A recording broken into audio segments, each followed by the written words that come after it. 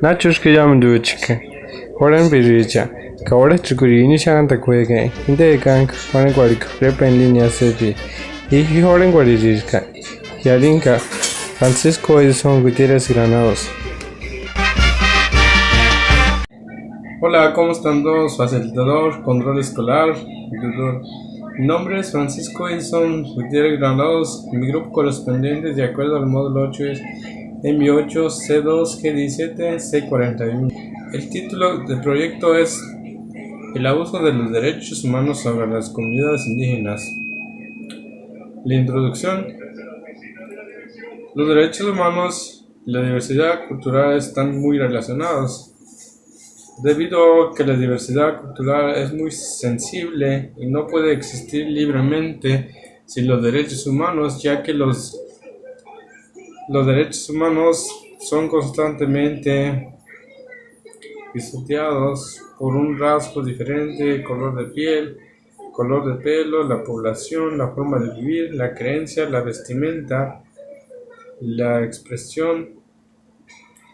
Es por eso que constantemente hay esa violación de los derechos humanos sobre la diversidad cultural, como es la privacidad de la libertad, de represión, de género. Vamos a hablar mucho de lo que es género, ya que la mujer indígena es la que se enfrenta a más problemas en nuestro país, ya que en nuestro país se enfrenta a un problema muy importante, que es el machismo, donde también es una violación de los derechos humanos. Pero en este punto vamos a hablar más a fondo por qué la mujer indígena sufre más con esta violación de los derechos humanos. Bueno, mi objetivo de estudio es la investigación de la violación de los derechos humanos relacionada con la diversidad cultural de los pueblos indígenas, pero en este caso me voy a enfocar en un punto en donde es mi comunidad de San Francisco Ichan, Michoacán, que forma parte de los 11 pueblos del municipio de Chilchota. Conozcamos mi pueblo mágico, Ichan, Michoacán.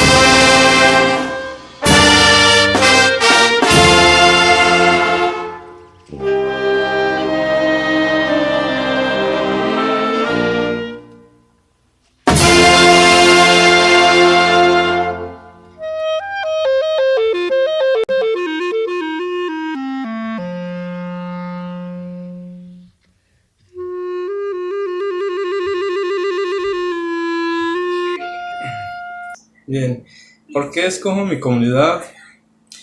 Pues precisamente porque es un pueblo indígena. Yo vengo de un pueblo indígena y verdad también yo he visto y he vivido, más bien, a veces lo que es la injusticia y la violación de los derechos humanos en carne propia. Que lo digo así porque lo he vivido y lo sigo viviendo. De hecho, algunas personas me comentaron que les pregunté a algunos que ya son profesionales, son profesionistas, licenciados, maestros, que son indígenas. Y pues ellos me aseguran que aunque ellos tengan una carrera, ya son profesionales, digamos, de todos modos siguen teniendo esta discriminación por ser indígena, en donde son evaluados y son rechazados en las empresas y no se les da fácilmente el trabajo. qué? Porque las empresas prefieren a los de color blanca. Entonces también ahí hay mucha discriminación. Es una discriminación todavía a los cuerpos indígenas, a los pobladores de estas comunidades indígenas. Bueno, la discriminación se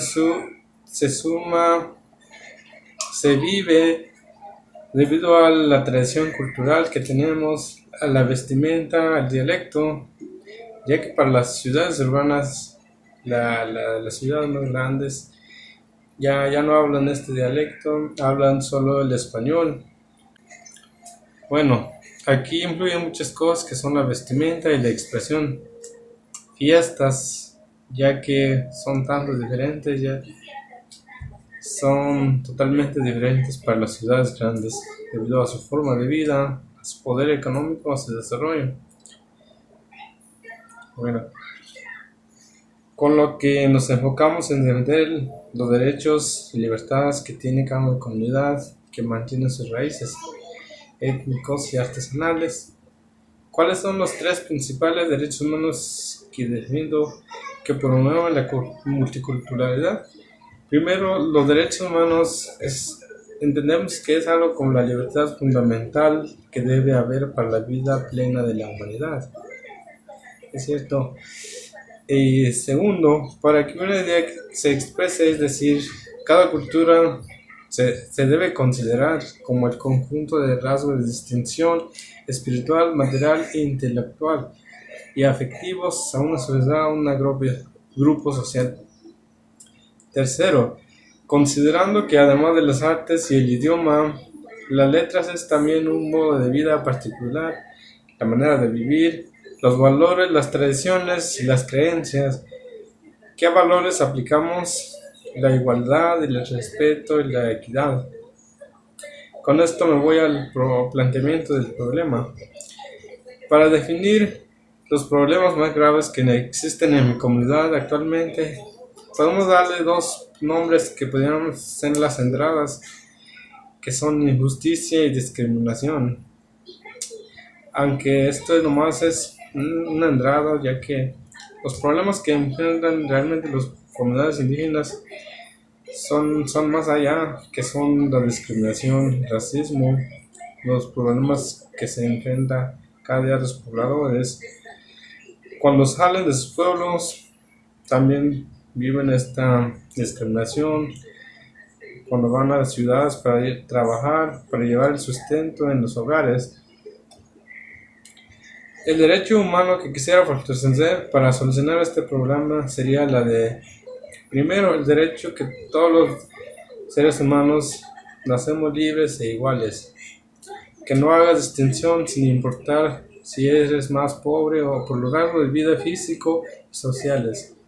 La otra es de los derechos universales, a considerar que toda persona tiene derecho a la libertad de pensamiento, conciencia y religión. Y por otra parte, es que toda persona tiene derecho al bienestar, alimentación, vivienda, asistencia médica, a los servicios sociales básicos. También tenemos que fortalecer el derecho que tenemos a la protección contra la discriminación. En este pequeño fragmento vamos a dar seguimiento para ver unos fragmentos de unos videos, unos pequeños cortos, porque no tengo los derechos de autor, pero en la descripción del video de este video voy a poner los links de los videos para que los puedan ver completos, ya que es una prueba viva de la discriminación que viven los pueblos en toda la república, no solo en mi comunidad. Y hay gente que si no, como dicen, nos discrimina porque dicen, ay, esta indígena está vendiendo cazuelas, no está vendiendo ollas o así. Sí, la gente es cruel a veces. ¿Qué le dicen? Pues que pinche indio bajado del cerro, que no recoge sobras, así cosas. Las formas de discriminación a los indígenas van desde la expresión gestual, la mirada, cómo hablan, el color de la piel, cómo visten, la denominación como insulto, el insulto y el trato como violencia simbólica. y sufren la desigualdad, la negación a la existencia y, en casos graves, xenofobia. Y pocas veces sabemos qué piensan y cómo lo viven. La primera comunicación de la discriminación la hace la expresión facial, el gesto de incomodidad, el ceño fruncido, la cara de mal humor, el reproche del otro. Pues en veces, me hacen malas caras, pero pues bien. ¿Lo han discriminado alguna vez? Sí, a veces. ¿Cómo? ¿En qué? ¿Cómo lo han discriminado? Pues me dicen, así nos ven feo, o nos dicen cosas. No habla bien. Y ¿de dónde son ustedes? Pues yo soy del estado de Querétaro. Y sí, estoy escuchando que no habla bien. Ahí le dije, sí, no, yo hasta la mera verdad no sé bien a pronunciar así como tú hablas, pero a ver si voy a hablar una de mi idioma, a ver si vas a contestar así. Y ahora sí, se calmó y se dijo, ay, perdón, discúlpame señora, pues te dije así, pero sí me equivoqué. No, ahora ya no. Hay veces cuando voy en camión y si va mi tía, pues ponemos a hablar así normal, como si fuera normal. Nomás la gente está escuchando, si no, me está mirando, pero ya no me dice nada.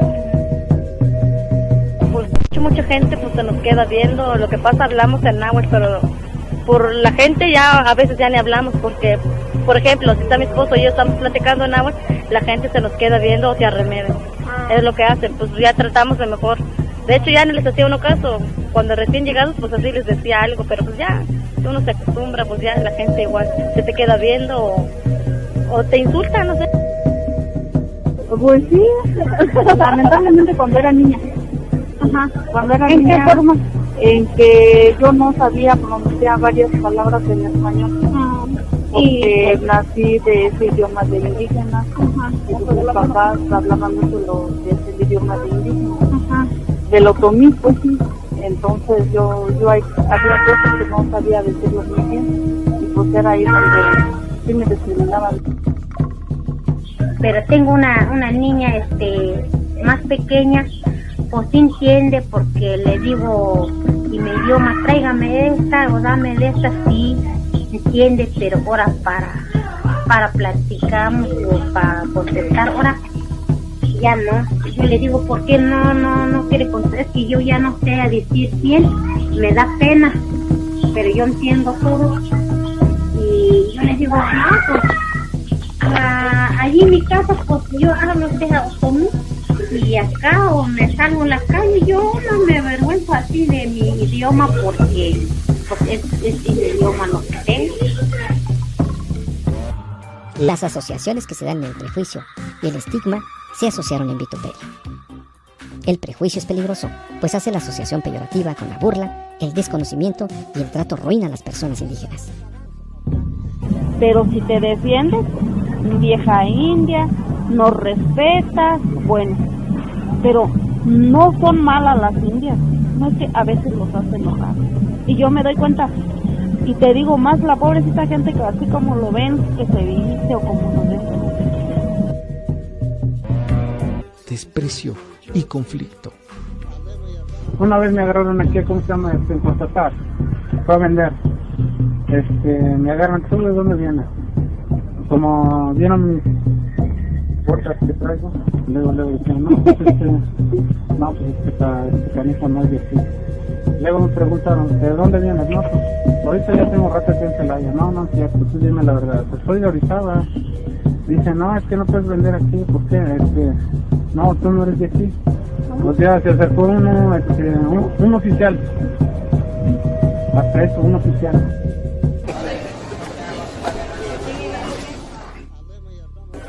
Me preguntaron de dónde era yo.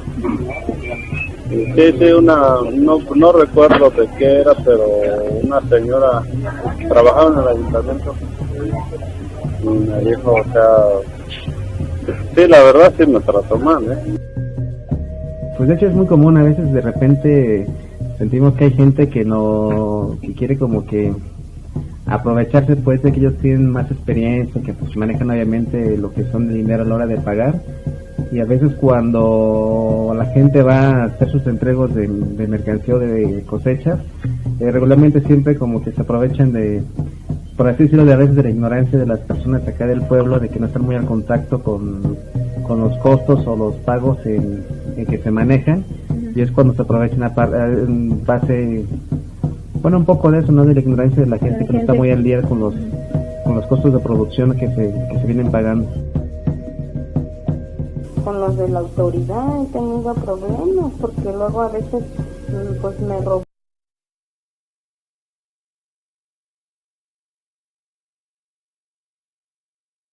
No es justo. Apoyen a la piratería. Los artesanos fuera.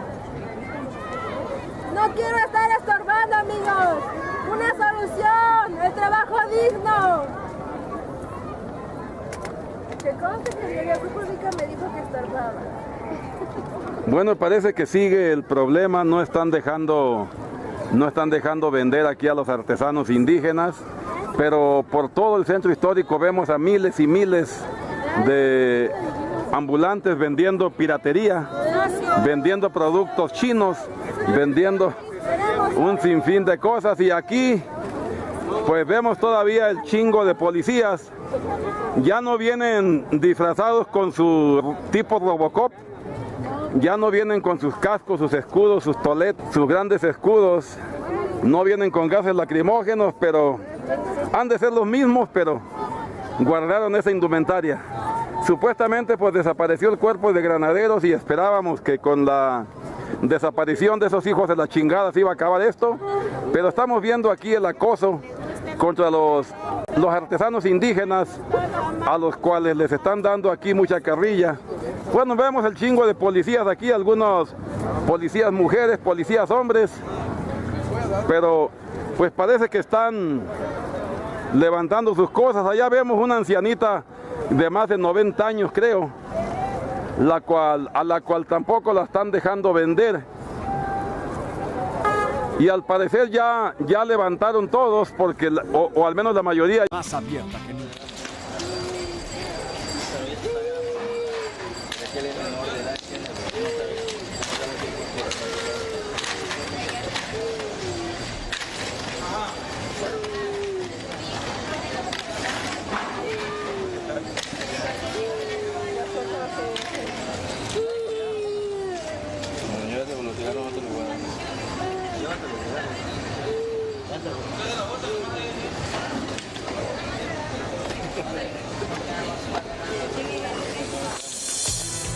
¿Qué le parece?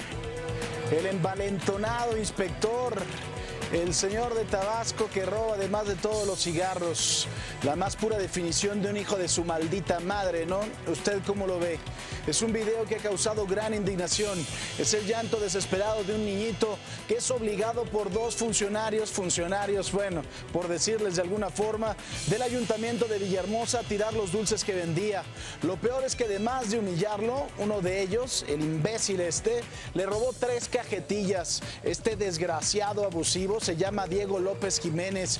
Los muy miserables dejaron al niño hecho un mar de lágrimas y visiblemente asustado. Alguien subió esta imagen en la red.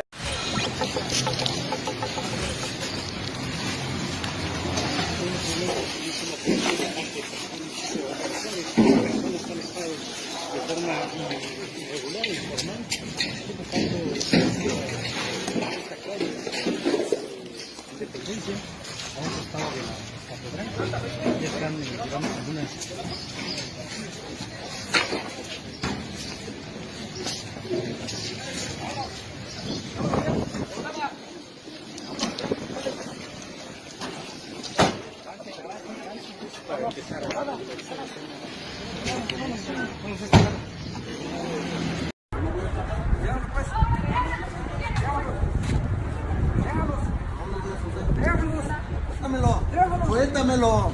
Suéltamelo, pues. Déjalo.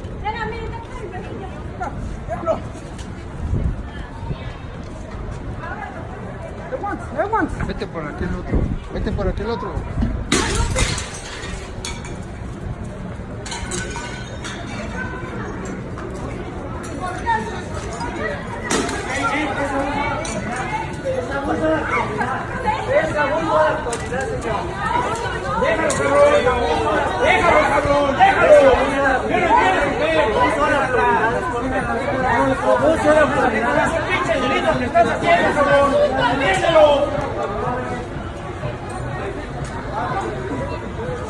¡Pinche ridículos!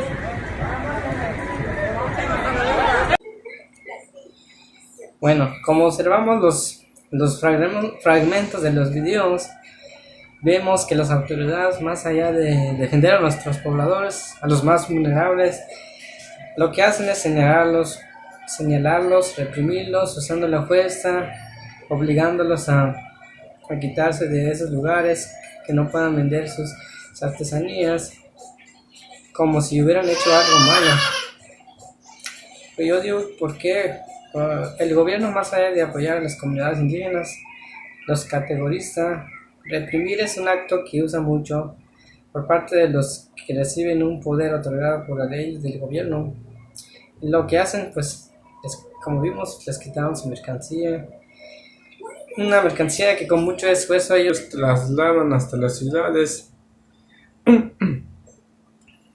Y pues, más que nada, esto afecta mucho a los que son los comerciantes indígenas, porque les impiden vender estas artesanías bonitas, porque les piden permisos, que su marca sea reconocida según las leyes y el mandato que recibieron por el gobierno.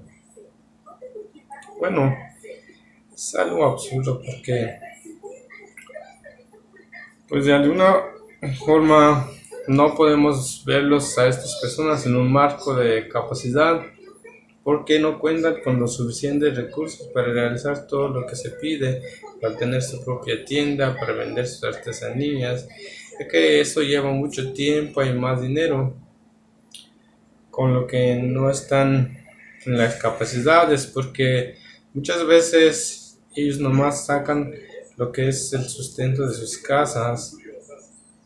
Aunque pues debemos analizar que también por ahí vimos que hay muchas personas que están vendiendo piratería china. Pues, ahí pues hay una gran diferencia, lo que es piratería china, ya que estos pobladores indígenas pues lo que venden es artesanías hechas por ellos. Es injusto, aunque parezca, es cierto. Entonces los que venden piratería china sí les sueltan la lana, por eso los dejan vender. Pues es muy injusto, no podemos hacer nada. O tal vez podamos hacer algo, puesto que debemos identificar cada aspecto de los hechos, puesto que estas son unas pruebas de injusticia, violación de los derechos humanos. No se supone que los derechos humanos y las leyes federales se hicieron para defender el bienestar de todos. ¿Y dónde están? ¿Dónde quedan? Acerca de los distintos grupos indígenas que existen en la actualidad en México. Actualmente en México, de acuerdo a la Comisión Nacional para el Desarrollo de los Pueblos Indígenas, México cuenta con nada menos que 68 pueblos indígenas que representan cerca de 11.132.562 habitantes, casi lo que es el 10% de la población de nuestro país. Como les enseño aquí en este cuadro, vemos las distintas nombres de las 68 etnias y su respectiva ubicación. Entre los grupos indígenas de México con más población se encuentran, por mencionar algunos, los nahuas, que ocupan el primer lugar con más de 2 millones de habitantes, y en segundo lugar la comunidad maya, que cuenta con la cantidad de habitantes con 1.5 millones. Nosotros los purépechas ocupamos el 13º lugar de los grupos indígenas con un aproximado de 203.000 miembros. Actualmente mi región purépecha está dividida en 4 biorrias, que son la biorria lacustre, en donde está Erongarícuaro, Pátzcuaro, Quiroga, Salvador, Escalante y Tzintzuntzan. La biorria de la ciénaga de Zacapu, Cueño y Zacapu. Biorria de la caña de los 11 pueblos, Chichota, en donde yo pertenezco. La biorria de la meseta o sierra, Charapan, Cherán, Jacona, Nahuatzen, Nuevo Parangaricutiro, Paracho, Peribán, Los Reyes, Tancita, Tanamatapio, Tanasícoro, Tingambato, Tinguindín, Uruapan, Siracuaretiro. Perdón.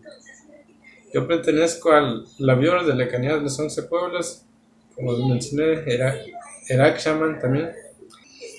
La lengua purépecha es muy particular, según mis investigaciones, no tiene parentesco con otras lenguas indígenas, convirtiéndole en un único. Se cuenta que los purépechas fueron los únicos que no sometieron al gran poder del imperio azteca, aunque el dialecto purépecha tarasco existen distintas variaciones. Preguntas para la investigación. ¿Cuál sería el paso a seguir para solucionar los problemas del racismo que afectan a la comunidad de Ichan?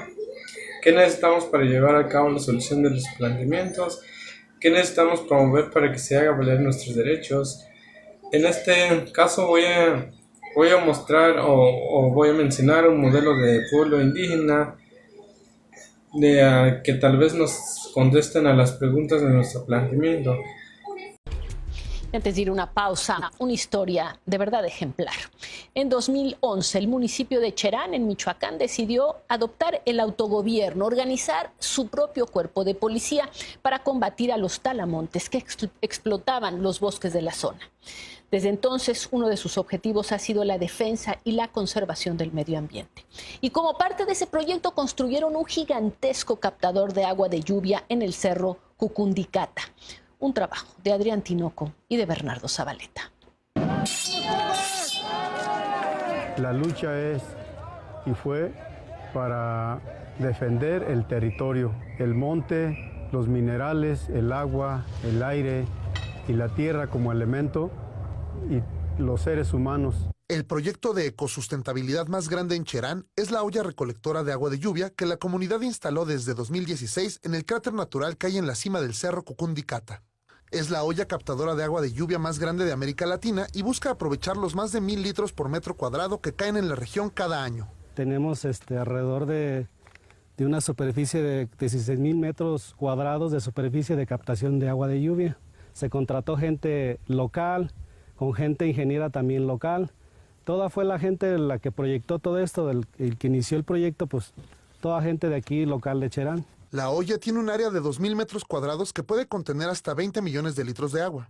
Está cubierta con geomembrana, un material poco absorbente que además es libre de concreto y evita que el agua se filtre entre las rocas. Cada sección capta el agua de lluvia y cada sección tiene compartimientos de filtro. Antes de llegar a la olla de captación pasan por esos filtros. Esos filtros hacen la función de hacer la retención de basura, sedimentos. Una vez que cae la lluvia, el captador está dividido en 4 secciones y con andadores para poder darle mantenimiento al interior. Este material que es un material especial para la captación, entonces es necesario para el escurrimiento que llega. O sea, hace que resbale. Sí, hace un escurrimiento, hace que resbale el agua y capte a la olla. Bien. El movimiento de la comunidad de San Francisco Cherán del estado de Michoacán inició el 15 de abril de 2011 un modelo de organización para los pueblos indígenas por su impresionante levantamiento, no por su rebeldía, sino por su valentía por defender sus usos y costumbres que buscan que en México sea respetado sus derechos, sus territorios, sus instituciones, su cultura. Cuidar lo que les pertenece, que son los bosques, un patrimonio, su gente, su cultura, sus raíces. Dejar fuera a los políticos, autoridades corruptos, con el fin de acabar con la delincuencia, los secuestros de su gente, con lo que ellos quieren acabar con el régimen capitalista. Lo que buscan es globalizar la resistencia.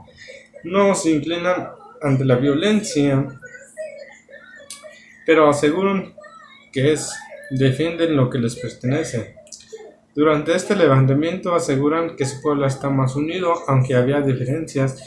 La llamada de la resistencia los une. Con este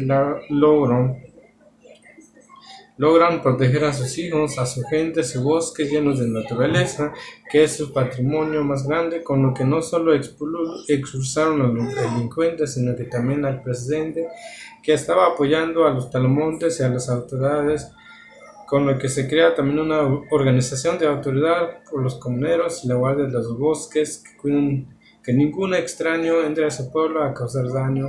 los derechos de uso y costumbre.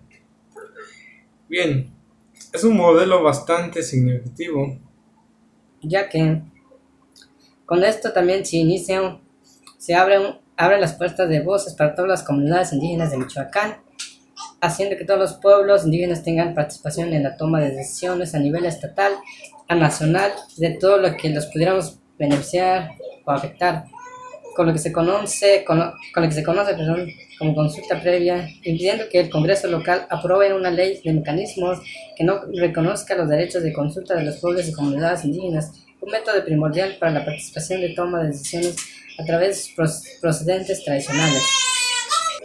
Bueno, pero diríamos, ¿qué son los usos y costumbres? Sobre los derechos de los usos y costumbres, es algo que respalda a los pueblos indígenas en una posición alegada por la toma de decisión tomada internamente por el pueblo. Precisamente, incluso la Constitución no puede hacer nada, ya que es uno de estos derechos que tienen los usos y costumbres por el simple hecho de que se haya dicha decisión de generación en generación.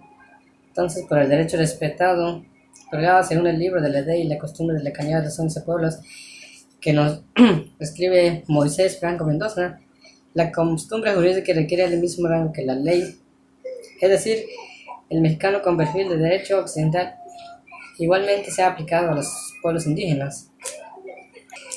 En el caso indígena, la costumbre jurídica no es algo que nació de la ley, es decir, que se le otorga reconocimiento para que sea jurídica debido a su historia, es decir, que ya existía desde la conquista, es decir, que así como la ley es fuente de la cultura occidental, por igual razón la costumbre jurídica indígena es producto de la propia cultura, de donde se reconoce como purépecha o tarasca, con lo que la costumbre jurídica indígena se ha mantenido vigente y tiene la capacidad de evolucionar al incorporar nuevos aspectos de la vida social contemporánea. De aquí viene la negación del Estado del derecho del purépecha por ser diferente. Para que entendamos más a fondo de dónde proviene esta autoridad de costumbre jurídica, damos un recorrido en el libro La Revelación de Michoacán, escrito por Fray Jerónimo de Alcalá, unos años después de la consumada la conquista de Michoacán, donde se dice que la autoridad es el resultado de la coparticipación de dos actores, el gobernante y el pueblo, para establecer el orden, creando ambos la costumbre para mantener la orden, ya que no exclusivamente en el espacio jurídico, sino que se refiere al orden en general, que comprende aspectos religiosos, moral, jurídico, político, económico, social, militar, etc. Relación de Michoacán, página 213. Entonces podemos decir que los pueblos indígenas deben ser respetados, considerarse con respecto a su materia en la historia, de usos y costumbres, que tienen todo el derecho de manifestar sus decisiones y participación y aprobación de los distintos señalamientos destinados por el gobierno, como lo han hecho sus antepasados debido a su costumbre jurídica. Justificación.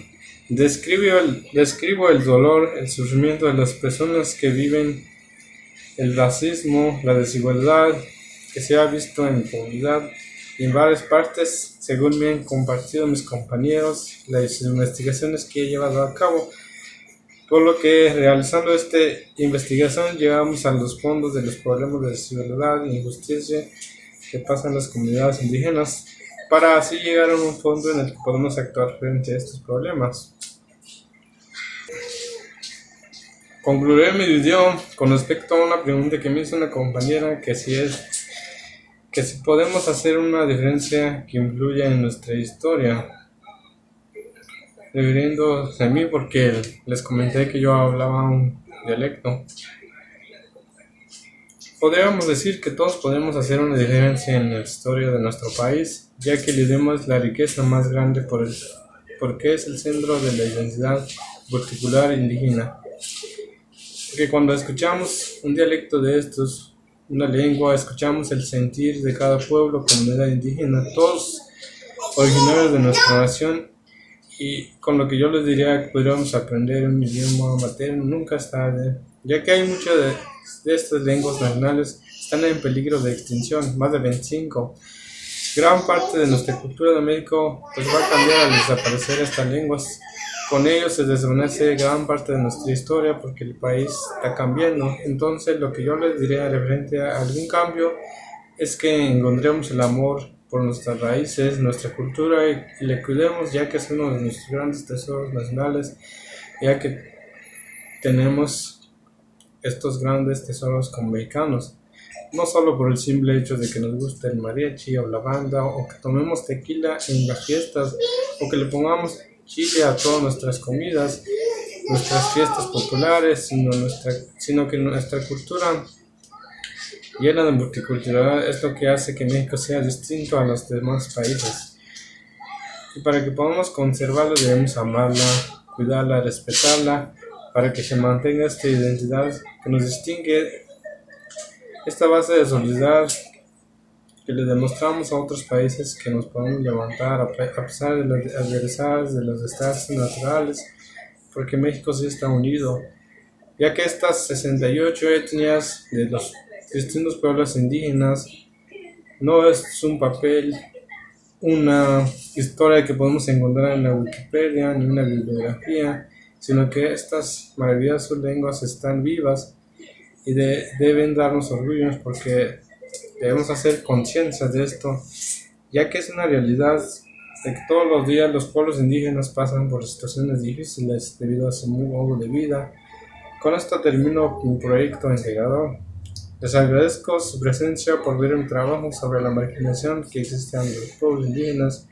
Concluimos que toda persona tiene la posibilidad de expresarse, crear y difundir sus obras en las lenguas que lo desean, particularmente en la materna, el derecho a una educación y una formación de calidad que respeta plenamente su identidad cultural, la posibilidad de participar en la vida cultural, realizar las prácticas de su propia cultura dentro de los límites que impone el respeto a los derechos humanos y a las libertades fundamentales. Me despido con esta gran frase de Nelson Mandela, que quizá la debemos aplicar todos nosotros. La educación es el arma más poderosa que podemos usar para cambiar el mundo. Gracias.